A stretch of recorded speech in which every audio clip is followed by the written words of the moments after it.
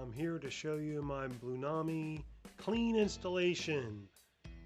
As you can see from the back row here, I have quite a few Blunamis installed in some of my engines. I have a little bit of experience, and I didn't want to crack one of my other ones open, so I figured I'd show you what I've got on the workbench right now. I've got a unit that I'm getting ready to do right here. It's going to be just stripped and ready to be painted, and I'm not quite ready to install the unit just yet. But one thing I like to do, I'd like to make a lot of custom engines. As you can see, I've got a custom SMS lines GP38 back here and a custom SMS SW1200 here. I like to buy all my things together, and so what happens is I usually get a Blunami and it just sort of sits on the workbench while I'm going through the painting process and the teardown process and getting everything ready the way I want, converted over. I actually went into my parts bin and scavenged a bunch of old stuff to create this test bed.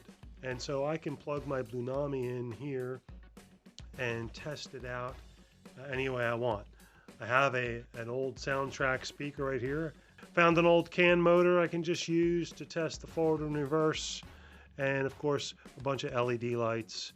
Let me show you some close-ups here of the wiring installation. It's actually quite simple the way SoundTraxx does it for you. Everything gets plugged into a designated screw terminal connection for your headlight, your backup light, and then 6 additional lighting options. Of course, then you've got your speaker wire goes in, and you've got your motor wire that goes in, and then your power wire.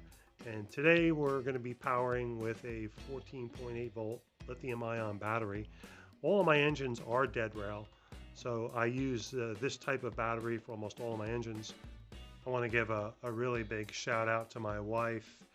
She helped me with all of these labels with her label maker.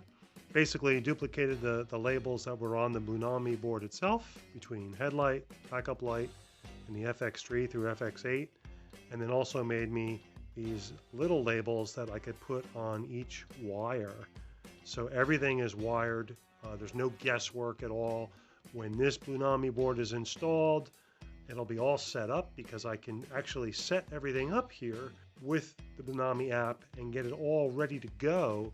So when it goes in the engine, it's already going to have the right sound set, the right horn speaker, the right configuration of lights, and everything will be all set up already.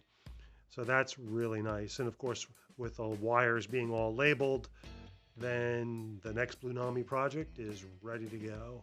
Well, let's get this turned on here. There's no on-off switch with this setup. All you got to do is just plug in the battery.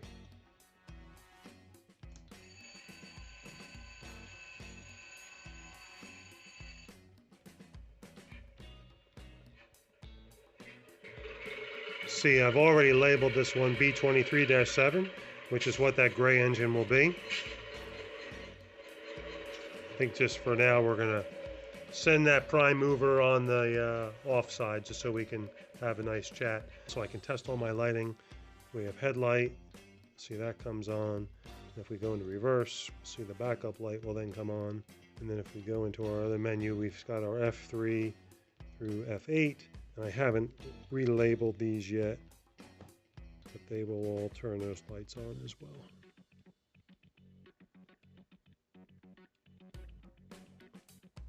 And F8 will do both FX7 and FX8, because when you do the horn,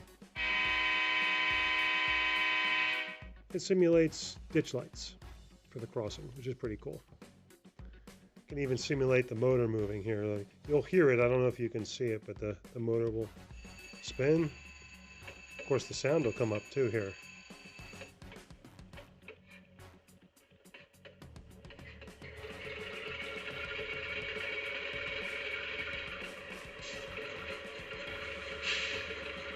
Let me stop loco and go in reverse. See, of course, the headlight and backup light change. Then we can go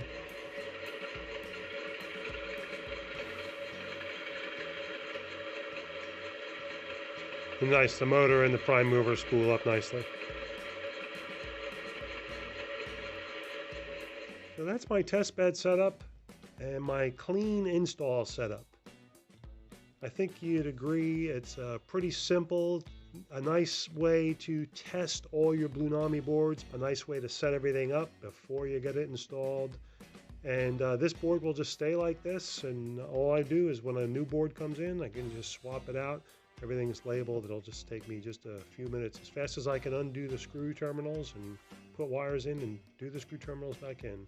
I hope you like it, and you should make one yourself. They're real easy to do.